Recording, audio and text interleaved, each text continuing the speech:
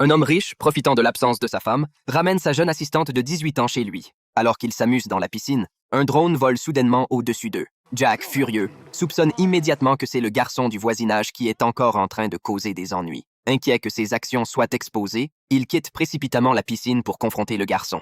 Et comme il l'avait prévu, c'était bien lui. Jack, hors de lui, se jette violemment sur le garçon. Mais celui-ci le menace, lui disant que si Jack ose le frapper, il révélera tout à la femme de Jack. Jack hésite, pris au piège par cette menace. Il n'a d'autre choix que de se détourner à contre-cœur et de partir. Cependant, lorsqu'il revient à la piscine, il est horrifié de voir sa jeune amie flotter sans vie dans l'eau. Son esprit est un vide de panique. Sans perdre une seconde, il la tire de la piscine et tente de la réanimer, mais ses efforts sont vains. Complètement terrifié, Jack commence à réfléchir à ce qu'il doit faire ensuite. C'est alors que son téléphone sonne soudainement derrière lui. Il le prend rapidement, et c'est sa femme qui appelle. Pour empirer les choses, elle lui annonce qu'elle rentrera plus tôt ce jour-là. Pris de panique, Jack ment en disant qu'il était parti faire un jogging, puis raccroche précipitamment. Luttant contre le temps, Jack place le corps de la jeune femme dans un coffre dans le jardin et s'active pour nettoyer la scène. Il n'oublie pas de cacher ses vêtements et son sac dans une boîte en bois. Cependant, cette dernière précaution va bientôt conduire Jack à la limite de l'effondrement.